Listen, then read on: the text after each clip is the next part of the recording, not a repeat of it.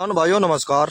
देखो यहाँ पे ये हमारा आज जो है छोल खत्म होगी और इसके बिल्कुल जस्ट सामने जो है ये हमारा बोर्ड है जिसकी मेड़ लग रही है सामी।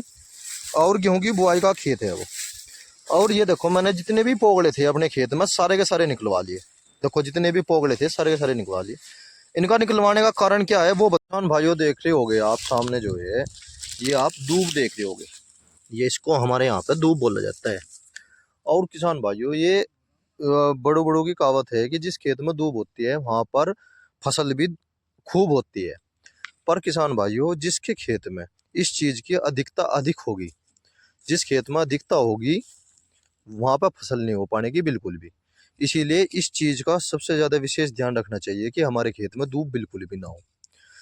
इसके लिए मैं बताता हूँ क्या करना है। देखो किसान भाइयों ये मेरा गन्ने का खेत है 0238 का। और ये बोर्ड है। इसमें मैं आज से ठीक 1 महीने या 1.5 महीने बाद छोल लगाऊंगा। इसके लिए मैंने पहले से ही रणनीति बना ली है। रणनीति मेरी यह है किसान भाइयों, जो मैं दूब का जिक्र कर रहा था कि हर एक किसान के खेत के चारों तरफ दूब हो जाती है धोरों में। कुछ लोग तो खुरपों के द्वारा या दरांती के द्वारा इसे निकाल दे, फिर 1 1.5 महीने बाद फिर दोबारा हो जाती है। देखो जो किसान स्वयं कर लेता है वह तो एक अलग बात है। जिसके पास जमीन अधिक हो जा या अपने कार्य क्षमता से अधिक होने के बाद वो धूप को नहीं निकाल पाता, उसके लिए इलाज सबसे अच्छा यही है। किसान भाइयों पोगले जो होते हैं ना, जो मैंने आपको पहले दिखाया था, वे पोगले सारे निकलवा लो अपने खेत के। वे पोगले जो है हरे चारे के काम आओगे। जो बड़े बड़े पोगले हैं उनको छोड़ दो और ये छोटे छोटे जो पोगले हैं इनको निकलवा लो। और फिर चारों तरफ देखो इस दूब का इलाज बताता हूँ मैं। अगर मैंने इस दूब का इलाज ना करा तो यह दूब जो है मेरे खेत के अंदर एंट्री कर जाओगी। जहाँ पे मैं सोच रहा हूँ कि मैं इसका दुबरसा भी रखूँ और फिर तिबरसा भी रखूँ, वो मैं राख नहीं पाने का बिल्कुल भी। उसके लिए किसान भाइयों मैं इसके चारों तरफ ऑलराउंडर जो होती है राउंड अप वो लगवा दूंगा। राउंड अप का एक एक ध्यान रखना किसान भाइयों, कभी भी खेत के बीच में ना लगाओ। खेत के बीच में 240 अल्ट्राजीन और मैट्री का इस्तेमाल करो। और खेत के चारों तरफ जो डोल है, जैसे ये खाड़ है, यहाँ पे हमें किसी पड़ोसी की कोई दिक्कत नहीं होने की।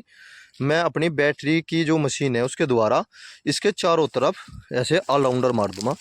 और ठीक आज से 20 दिन बाद ये बिल्कुल साफ सुथरा हो जाएगा। क्योंकि जो पोगड़े मेरे बड़े बड़े हैं वहाँ तक मेरी दवाई नहीं जाने की, नहीं उसका नुकसान होने का।